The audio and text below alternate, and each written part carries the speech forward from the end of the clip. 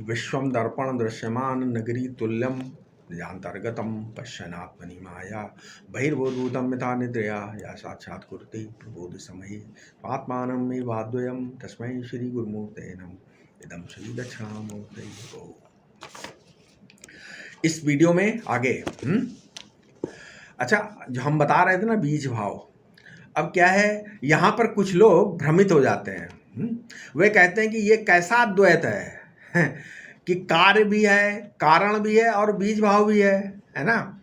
ये इसलिए है कि जिन लोगों ने, बार बार मैं कहता हूँ यही, जिन लोगों ने शास्त्रीय रीति से अद्वैत प्रक्रिया का स्वाध्याय नहीं किया है, उनको ये बात समझ में नहीं आती है। ठीक है, जो लोग केवल समाधि में, निवृत्ति में या स्वरूप स्थिति में अद्वैत मानते हैं, वे तो सचमुच व्यवहार से विमुख हो जाते हैं। नहीं, ये तो फिर दुनिया के लिए अहितकारी होगा कि नहीं होगा। इससे फिर तो धर्म का, संस्कृति का, इतिहास आदि सबका लोप हो जाएगा। फिर तो आपने अद्वैत को एक गुफा में कैद कर दिया।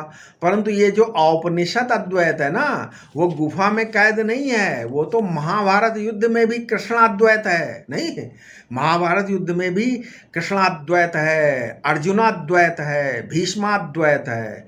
भगवान श्री कृष्ण अपने को ब्रह्म भी देख रहे हैं और सारथी भी, है ना। मजेदार बात, अर्जुन अपने को ब्रह्म भी देख रहे हैं और योद्धा भी, भीष्म अपने को ब्रह्म भी देख रहे हैं और भयंकर संग्राम भी कर रहे हैं।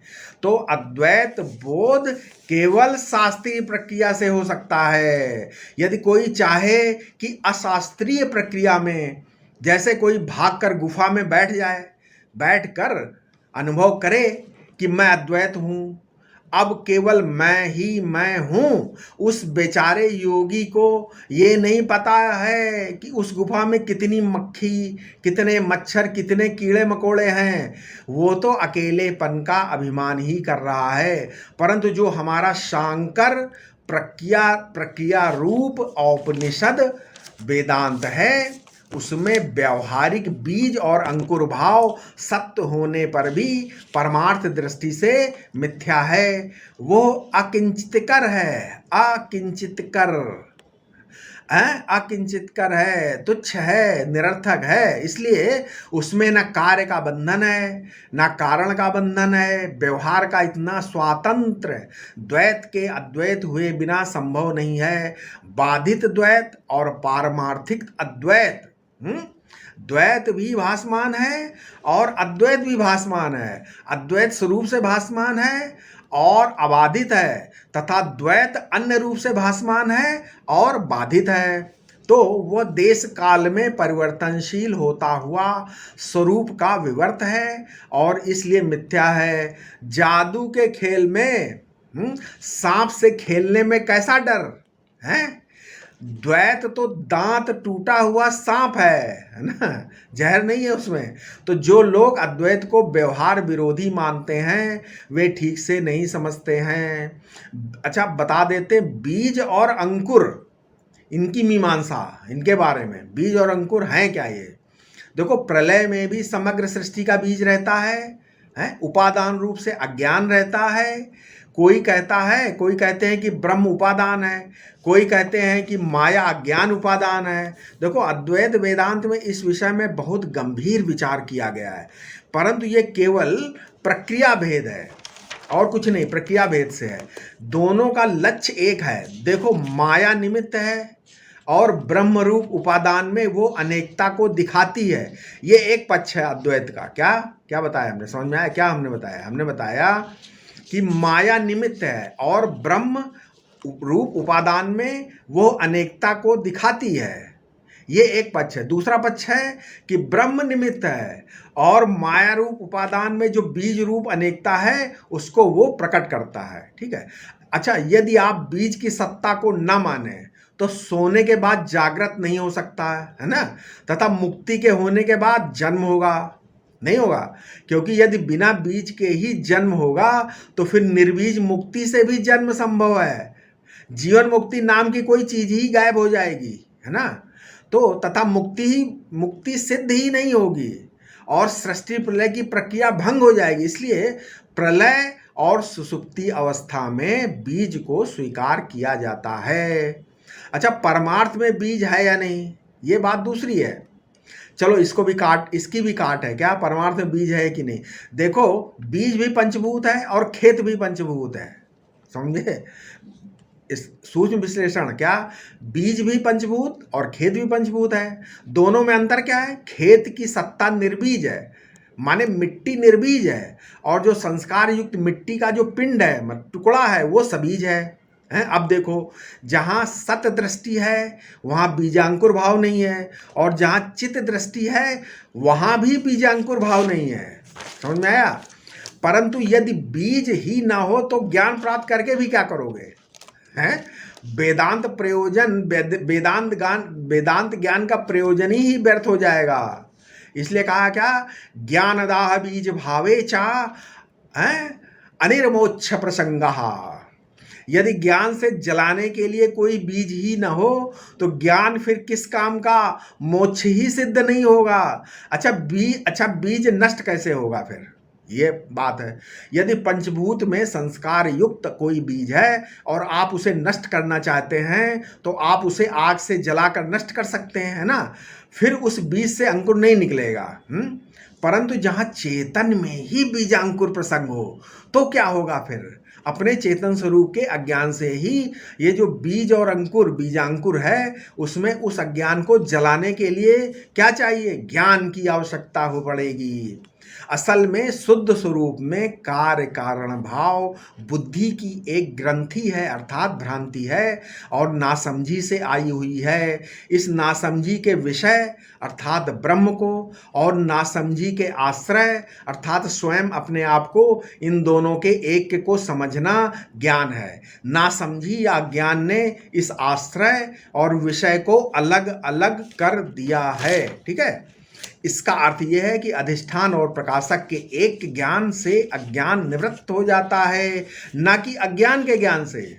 इसलिए ऋग्वेद के 10वें मंडल में आया है क्या, तस्मात् यज्ञात् सर्वहुता ऋचः सामानि यज्ञिरे छंदासि यज्ञिरे तस्मात् यजुष्मात् अजायत। उसी से ऋग्वेद प्रकट हुआ, उसी से सामवेद प्रकट हुआ, उसी से यजुर्वेद प्रकट हुआ। ये वेद भी विराट से प्रकट हुआ। जैसे बीज पशु आदि पैदा होते हैं, वैसे ही बीज से वेद भी प्रकट हुए। कार्य कारण के अंतर्गत ही वेद हैं, ठीक है। ये सृष्टि अनादि है, इसमें नाम रूप अनादि हैं, भेद अनादि है, वेद अनादि है। परंतु ये अनादित तो कब तक, अनादि तो है लेकिन ये अनादित तो कब तक। वेद की ये महिमा है क्या, कि प्रयोजन की निवृत्ति के बाद वेद स्वयं भी निवृत्त हो जाता है। जैसे एक गिलास पानी लिया भरकर और पानी पी लिया तो कुछ पानी गिलास में बच गया ना, तो इस पानी का कोई मूल्य नहीं, अब उस बचे हुए पानी को फेंक देते हैं ना। उसी प्रकार अज्ञान मिटाने के लिए ज्ञान रूप वेद की बहुत आवश्यकता है। परंतु अज्ञान निवृत्त हो जाने के बाद क्या है, होने पर क्या है, वेद भी क्या हो गया, निष्प्रयोजन हो जाता है। ये केवल वेद बोलता है। वेद एक ऐसा ज्ञान प्रदान करता है कि उसके बाद कोई ज्ञान शेष नहीं रहता है। मुंडक उपनिषद इसलिए बोलता है क्या, कस्मिन्नु भगो विज्ञाते सर्वम विज्ञातम भवतीति। इंद्रियों के द्वारा बुद्धि में जो ज्ञान भरा जाता है वो उपनिषद ज्ञान नहीं है। समझ में आया। इसी बात को भगवान श्री कृष्ण जो है गीता में कहते हैं क्या, यज ज्ञात्वा न पुनर्मोहम एव यस्यासि पांडव, चौथे अध्याय का 35वां श्लोक। फिर ज्ञान लब्ध्वा पराम शांतिम न चिरेणाधिगच्छति, चौथे अध्याय का 39वां श्लोक। फिर यज ज्ञात्वा ने भूतो अन्यज ज्ञातव्यम अवशिष्यते, 7वें अध्याय का 2 श्लोक। यानी जिसको जान लेने पर अन्य ज्ञातव्य शेष नहीं रहता। फिर 13वें अध्याय का 12वें श्लोक में क्या है, यज ज्ञात्वा अमृतम अश्नुते, यज ज्ञात्वा अमृतम अश्नुते, जिसको जानकर अमृत का भोग करता है।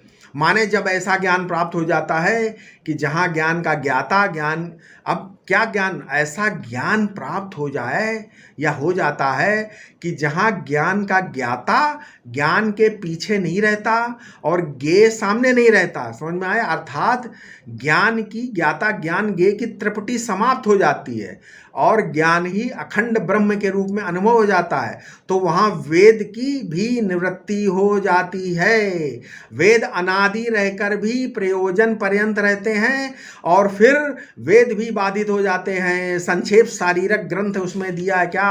षडस्माकम अनादया अन्नमयः प्राणमयः मनोमयः विज्ञानमयः आनंदमयश्च अविद्या स्थानत्वात्। जीव के ये 6 आवरण कौन से हैं?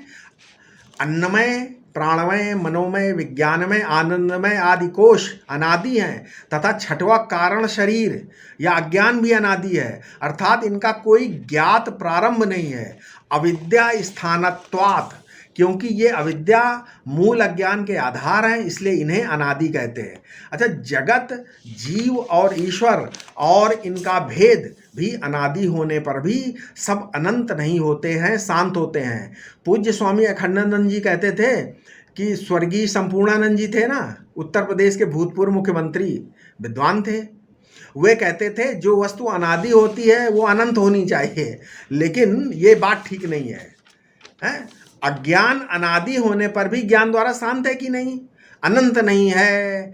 तो क्या है, जो वस्तु अनादि है वो अनंत हो ऐसा जरूरी नहीं है, अनादि है वो अनंत नहीं है। ठीक है, इसके आगे हम अपने अगले वीडियो में बताएंगे। ठीक है, ओम शांति शांति शांति।